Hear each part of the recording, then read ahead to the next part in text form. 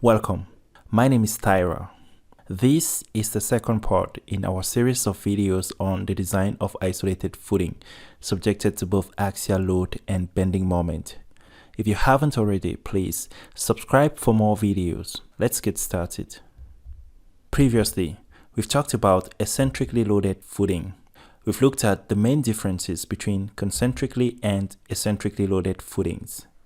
We've defined eccentricity and we've given a brief introduction of the footing we'll be designing in the coming series of videos. Head back to the previous videos for a quick refresher. Now it is time to dimension our footing, that is, to determine the effective depth, the thickness, the length and breadth of pad. In this video, we shall focus on finding the effective depth and thickness of pad. But before we do, let us properly introduce the footing we'll be designing in the coming series of videos. The footing consists of a pad with unknown dimensions. The pad supports a column with a section size of 300 by 400 millimeters. The column is subjected to both axial load and bending moment. The axial load consists of a characteristic permanent load equals to 800 kilonewton and a characteristic variable load equals to 400 kilonewton.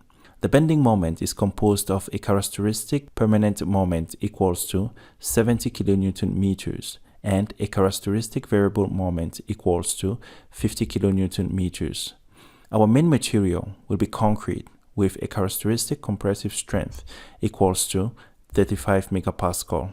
The concrete will be reinforced with rebars of characteristic yield strength equals to 500 megapascal. The safe or allowable bearing capacity of the ground will be equals to 150 kilonewton per millimeter squared. These are the data we're going to use to size our footing, that is, to determine these unknowns. We shall proceed as follows. As mentioned earlier, we will determine the effective depth and thickness of pad in this video, and to do that, we shall use the design axial load at ultimate limit state. Let us start by determining the design load at ultimate limit state. For ultimate limit state, the design axial load is given by this equation. When we substitute the characteristic permanent and variable loads, we obtain 1680 kilonewton, which we will use to determine the effective depth and thickness of pad.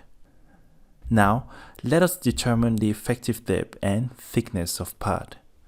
The thickness of pad is given by this equation, where the values of the nominal cover is usually recommended as follows. When the pad rests on a blinding, the nominal cover should be greater than or equals to 50 millimeters. On the other hand, when the pad rests directly on the soil, that is, without blinding, the nominal cover should be greater than or equals to 75 millimeters. Here, we will assume the pad rests on a blinding. Therefore, the nominal cover will be taken as 50 millimeters. As for the diameter of bars, we will assume 16 millimeter bars. Substituting the nominal cover and the diameter of bars into this equation, we are left with the effective depth as the only unknown preventing us from determining the thickness of pad. To determine the effective depth, we use the equations of shear stress at the face of the column.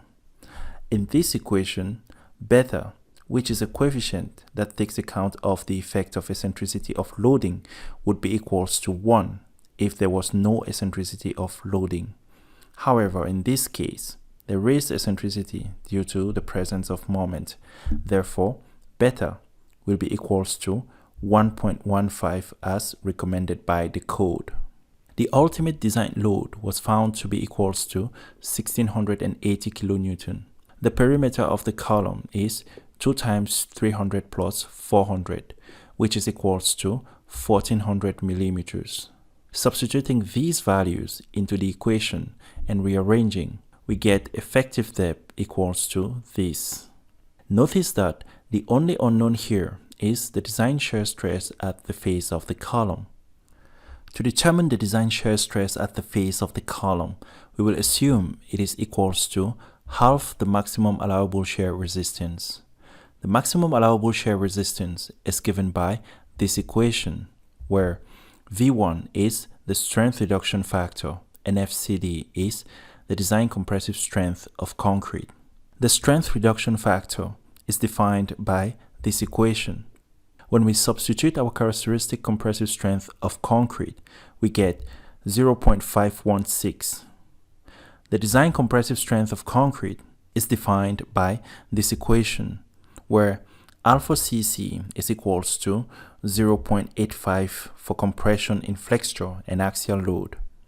The partial factor for concrete is 1.5. Substituting these values into the equation, we get design compressive strength of concrete equals to 19.8 Newton per millimeter squared. Substituting the strength reduction factor and the design compressive strength into this equation, we get maximum allowable shear resistance equals to 5.11 Newton per millimeter squared. Substituting the maximum allowable shear resistance here, we get design shear stress at column face equals to 2.56 Newton per millimeter squared, which we substitute into this equation to get effective depth equals to 539 millimeters. Substituting the effective depth into this equation, we get pad thickness equals to 605 millimeters. We shall use a pad thickness of 650 millimeters. Using this pad thickness, the effective depth is equals to 584 millimeters. So far, we've determined the design axial load at ultimate limit state and used it to determine the effective depth, which was eventually used to determine the thickness of pad. In our next video, we shall determine the design axial load and bending moment at service limit state and use them to determine the length and breadth of pad. Stay tuned. Thanks for watching till the end. Please like, comment, and subscribe. It encourages me to make future videos better and release them faster. Again, thank you for watching and see you in the next video.